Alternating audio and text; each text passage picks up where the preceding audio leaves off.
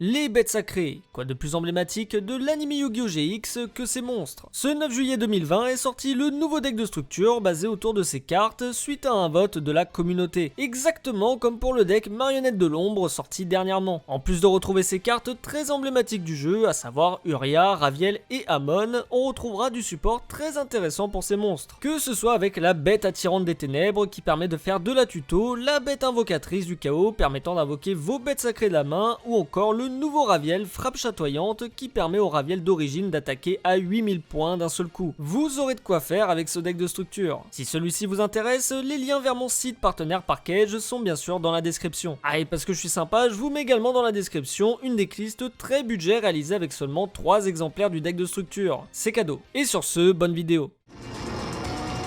Oh, les trois bêtes sacrées.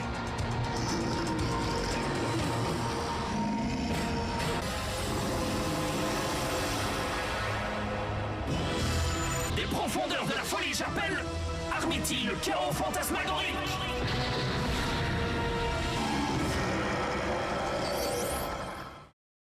On est parti pour la présentation de ce deck de structure, les bêtes sacrées, et j'ai vraiment très hâte de vous le présenter puisque c'est un deck que je trouve vraiment excellent. Il y a vraiment pas mal de bonnes cartes à récupérer dedans et pour le coup c'est un deck que je pense peut-être me faire, donc on verra bien par la suite. Mais juste avant de s'ouvrir ça, je précise très rapidement que je vous en fais gagner sur Twitter également, donc n'hésitez pas à me suivre sur ce réseau, je vous mets tous les liens en description et il s'affiche juste en bas de votre écran, donc voilà, si vous voulez tenter d'en remporter, eh bien n'hésitez pas à me suivre sur mon compte Twitter. D'ailleurs j'en profite pour faire un petit rappel. N'hésitez pas à me suivre sur mes réseaux, que ce soit Instagram, Facebook, et si ce n'est pas encore fait, à laisser votre meilleur pouce du millénium, ça fait toujours très plaisir et ça permet de soutenir la chaîne surtout. N'hésitez pas à vous abonner en activant la petite cloche des notifications, hein, c'est toujours très apprécié, et puis vous êtes de plus en plus nombreux, on a dépassé les 23 000 abonnés récemment, donc je tiens vraiment à vous remercier. Et sans plus attendre, on s'ouvre ce deck de structure, les bêtes sacrées, donc c'est parti. Alors dans un premier temps, on a le petit tapis de jeu, bien sûr, que je vais vous montrer dans quelques instants, on va se déplier ça tout de suite. Et évidemment, on a bien sûr le deck avec les bêtes sacrées contenues à l'intérieur, donc ça c'est très cool. D'ailleurs maintenant les guides d'apprentissage sont directement inclus dans le deck, hein, donc bon pourquoi pas. Je vous montre ça d'un peu plus près, donc voilà un petit peu à quoi ressemble ce petit deck contenu à l'intérieur de cette boîte, donc franchement très stylé. On va se déballer ça bien sûr dans quelques instants. Juste avant, je vous montre un petit peu à quoi ressemble le tapis. Hop, donc on est parti. Waouh, franchement, il a vraiment la classe ce tapis. Donc avec bien sûr le Uria représenté juste ici. Là, le nouveau monstre Raviel frappe chatoyante, bien sûr disponible dans ce deck de structure. Et juste ici, le Amon qui est en fait la nouvelle carte magique justement pour ce monstre. Donc ça, c'est vraiment très stylé. Franchement, très beau tapis en papier. Hein, pour le coup, là, il est franchement magnifique. Et sans plus attendre, on se déballe ce deck les bêtes sacrées, puisque je sais que vous en avez envie, vous avez tous envie de voir les cartes qu'il y a dedans, moi le premier, donc on est parti. On commence avec le nouveau monstre Raviel, empereur des fantasmes, frappe chatoyante, donc ça c'est très cool, hein, puisque c'est un des nouveaux monstres très intéressant à récupérer dans ce nouveau deck de structure. Il est vraiment très sympa, hein, puisque par son effet on peut notamment doubler l'attaque d'un Raviel qui est sur notre terrain, donc ça peut être vraiment très bien, en plus avec son effet au Raviel d'origine qui peut vraiment nous permettre d'infliger pas mal de dommages à l'adversaire. Et si elle se trouve dans notre cimetière, eh bien on peut tout simplement sacrifier un monstre sur notre terrain pour l'ajouter depuis le cimetière à la main, donc ça c'est très fort, franchement une excellente carte à jouer dans les nouvelles versions, je pense x1 ça peut être plutôt pas mal. On enchaîne avec une carte très emblématique, le Uria Seigneur des Flammes Aveuglantes, donc ça c'est vraiment très stylé, hein. Ça faisait pas mal de temps qu'on les avait pas vu rééditer en français, hein, ces cartes, donc c'est vraiment très plaisant de les revoir. Lui qui peut tout simplement gagner de l'attaque par son effet et également détruire des magies pièges sur le terrain, donc c'est très fort, franchement une bonne carte aussi à récupérer évidemment dans ce deck bête sacré, c'était un petit peu indispensable. Le Amon Seigneur du Tonnerre Fracassant, ça pareil, très bonne réédition, un des meilleurs bêtes sacrées, hein, tout simplement, puisque lui, son effet permet tout simplement, lorsqu'il détruit un monstre adversaire au combat et l'envoie au cimetière, d'infliger 1000 points de dommage à l'adversaire, donc ça déjà c'est plutôt pas mal. Et lorsqu'elle est en position de défense, ça permet de faire une petite lock, hein, tout simplement, puisque l'adversaire ne peut attaquer que ce monstre, donc si vous en avez deux, eh bien il peut tout simplement pas attaquer, donc c'est très fort. 4000 points d'attaque, 4000 points de défense, et évidemment qui peut s'invoquer en sacrifiant des magies qu'on a sur notre terrain face recto. Mais vous verrez justement que dans ce deck de structure, on a de quoi l'invoquer justement sans sacrifier de magie face recto, mais des magies face verso notamment, donc ça c'est très bien. Je pense que c'est une des bêtes sacrées les plus intéressantes à récupérer dans ce nouveau deck de structure, donc très bonne carte évidemment à jouer. Le Raviel Empereur des Fantasmes, ça bien sûr une des bêtes sacrées qui est également très jouée dans les versions de manière générale, hein, même dans les versions un peu compétitives. Son effet dit que si notre adversaire invoque normalement un monstre, eh bien on pourra tout simplement de notre côté invoquer un jeton qui après peut être sacrifié par son effet. Justement justement pour lui attribuer de l'attaque supplémentaire. Donc le jeton là aura par exemple 1000 points d'attaque, 1000 points de défense. On le sacrifie jusqu'à la fin du tour. Cette carte gagne une attaque défense égale à l'attaque d'origine du monstre. Donc ça peut être très sympa justement pour attaquer avec une grosse force de frappe. Donc évidemment un bête sacré très intéressant à jouer. Ensuite on a le monstre fusion Armithil, le spectre du chaos. Donc un monstre fusion très intéressant et très fort surtout. Je crois que c'est le seul monstre dans Yu-Gi-Oh qui a pour effet de gagner 10 000 d'attaque comme ça d'un coup. Ou peut-être que je me trompe, n'hésitez pas à me dire dans les commentaires s'il y en a d'autres, hein, mais en tout cas j'en ai pas d'autres là qui me viennent à ma connaissance. Il peut pas être détruit au combat et il gagne 10 000 points d'attaque durant notre tour uniquement, donc ça c'est très très fort, franchement une excellente carte qu'on peut justement invoquer dans le deck plutôt facilement en plus, donc c'est plutôt bénéfique hein, de jouer cette carte. Le feu céleste Céruléen, ça c'est une des cartes qu'on peut jouer justement avec Amon, qui en fait nous permet de l'invoquer en utilisant des magies aussi face verso qu'on contrôle, donc c'est plutôt intéressant. En gros elle peut annuler les effets de magie piège et son effet nous dit aussi qu'on prend pas de dommages si Raviel ou les autres monstres bêtes sacrés, donc Amon et Uria, quittent le terrain ce tour, hein, tout simplement. Donc bon, c'est pas non plus incroyable, mais ça peut être sympa. L'hyper rembrasement, donc une petite piège continue, ça peut être très sympa à jouer aussi x1 dans les versions du deck. Elle, en gros, c'est le même effet que la magie précédente, sauf que au lieu de sacrifier des pièges face recto pour Uria, eh bien, ça sera des pièges face verso qu'on pourra utiliser pour l'invoquer. Puis elle a un autre effet également pour faire gagner de l'attaque en envoyant des pièges directement dans notre cimetière depuis notre deck, et également du coup faire de la tuto des bêtes sacrées depuis le cimetière à la main, donc ça peut être aussi pas mal, je pense x1 ça peut être intéressant. Donc là pour l'instant c'est que des ultras et des super qu'on a, donc ça c'est plutôt cool hein, pour un deck de structure. Donc là encore en super on a la destruction des dimensions de fusion, une petite magie normale qui permet justement d'invoquer le Armithil, et ce qui est plutôt bien c'est que ça fait un peu l'effet d'une super poly, puisque si on contrôle une des bêtes sacrées, eh bien l'adversaire ne peut pas répondre à l'activation de cette carte pour invoquer du coup notre monstre Armithil. Après on a également un autre monstre fusion dans ce deck de structure, mais je pense pas qu'il soit au même niveau qu'Armithil, après bon à tester. Donc une carte qui peut être jouée je pense x2 ou x3 dans les versions du deck, ça dépend un petit peu le style de version que vous jouez, hein. Si c'est un peu compétitif je pense que x2 ça peut être intéressant. Et on passe maintenant aux cartes communes et on commence avec l'Orbe du Chaos en monstre à effet, donc un petit monstre de niveau 3, démon, 0 d'attaque, 0 de défense. Alors lui je vais pas trop m'attarder sur l'effet puisqu'il sera vraiment pas joué je pense, donc je vous laisse quand même si vous voulez le lire, mais bon c'est pas une carte exceptionnelle à jouer dans le deck. La bête attirante des ténèbres, donc ça au contraire c'est une excellente carte à jouer x3 dans le deck de structure. Donc si vous achetez par exemple 3 decks, et bien vous aurez déjà les 3 monstres hein, pour pouvoir les jouer en 3 exemplaires, donc ça c'est plutôt intéressant. Son effet nous dit que si elle est invoquée normalement, et bien on peut ajouter les bêtes sacrées depuis notre deck à notre main, ou des cartes qui listent les bêtes sacrées, donc bon ça reste très très fort à jouer, je pense x3 ça reste quand même un très bon ratio. Et son autre effet nous dit que durant la main phase on peut invoquer normalement un monstre démon avec 0 d'attaque, 0 de défense en plus de notre invocation normale ou pause normale ce tour, donc c'est franchement pas mal. Et du coup ça va nous permettre d'enchaîner avec le monstre suivant qui n'est autre que la bête invocatrice du chaos, qui est justement le monstre qu'on peut invoquer avec l'effet de la bête attirante des ténèbres. Alors elle, son effet il est très simple, il nous dit tout simplement qu'on peut sacrifier cette carte pour invoquer spécialement une bête sacrée depuis notre main en ignorant ses conditions d'invocation. Et son second effet nous dit qu'on peut la bannir du cimetière pour ajouter un paradis perdu depuis notre deck à notre main, qui est en fait la magie de terrain très intéressante à jouer dans le deck hein, tout simplement. Ça paraît c'est très fort, je pense que x3 ça peut être un bon ratio également à jouer dans le deck hein, donc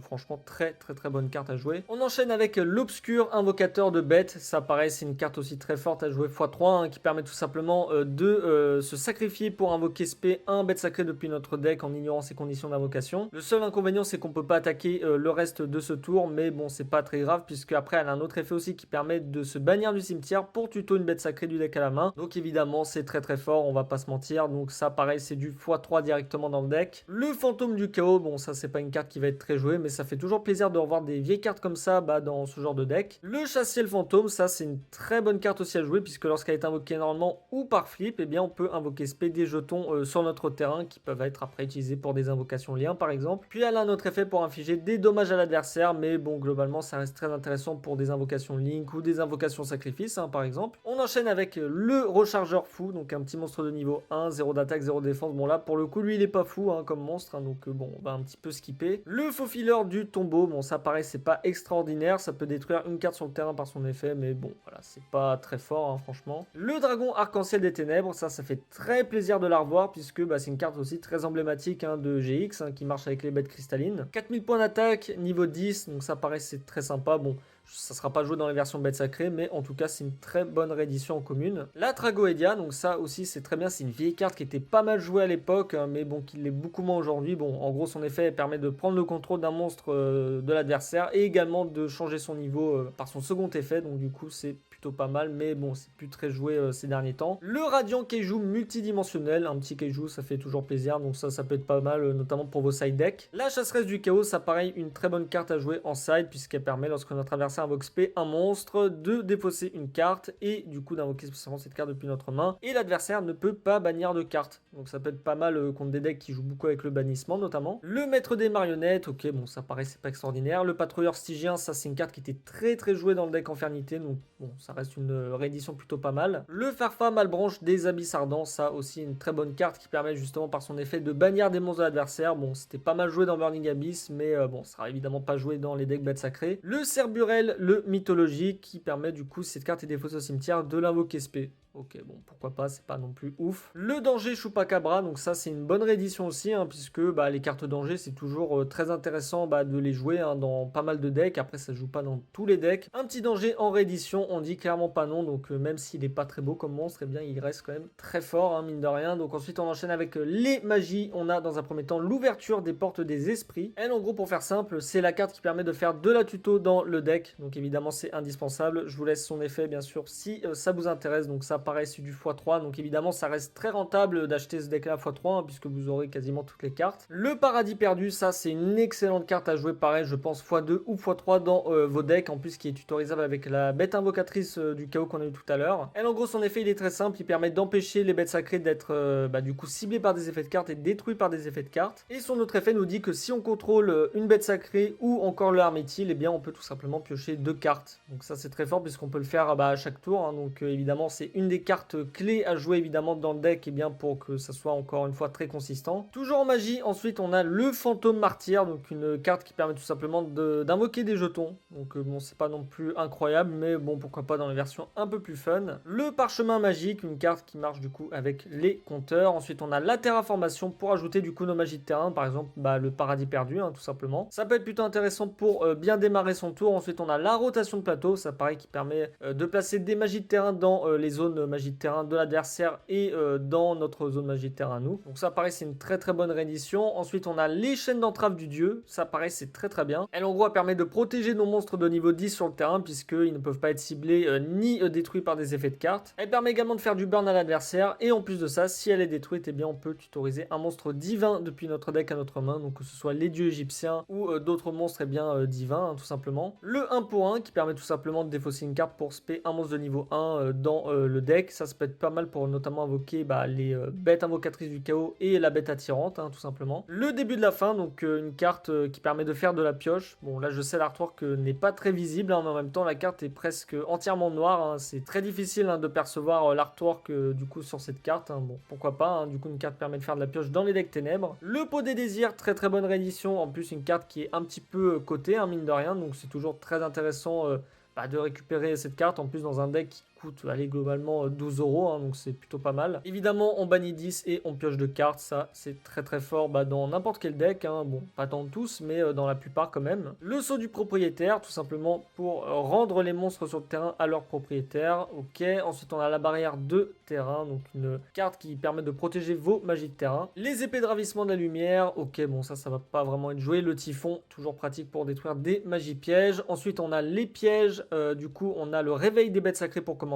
La piège continue qui je pense aurait pu être en super rare puisqu'elle est quand même très forte. Je pense qu'elle va être jouée en pas mal d'exemplaires, peut-être 2 ou 3. Évidemment même si c'est une piège, franchement je vous conseille de la jouer, hein. Elle est vraiment très forte à jouer dans les versions du deck. La délivrance de la dimension des ténèbres en piège continu. Ok bon ça va pas vraiment être joué, quoique peut-être dans les versions un peu plus fun. Ensuite on a la forme sœur, bon c'est pas non plus incroyable. La tradition impériale pour protéger vos pièges continus sur le terrain, donc ça peut être pas mal. Ça sera pas joué je pense. Ensuite on a erreur, ça c'est très fort, une carte qui peut être pas mal en side notamment, puisqu'elle son effet dit qu'aucun joueur ne peut ajouter de cartes depuis son deck à sa main sauf en les piochant, donc évidemment c'est plutôt utile à jouer en side deck, hein, comme je l'ai dit. L'usine de production en plus des ténèbres en piège continu qui permet tout simplement d'envoyer un monstre dans notre main ou terrain au cimetière et piocher une carte. Ok, pourquoi pas, dans les decks Exodia notamment, ça peut être plutôt intéressant. Et ensuite, on a l'Empereur Spectre Trilogique, ok. Un petit monstre démon fusion, 4000 points d'attaque, 4000 points de défense, qui peut être invoqué également avec la carte magique qu'on a vue précédemment. Elle permet de faire du burn à l'adversaire, donc ça peut être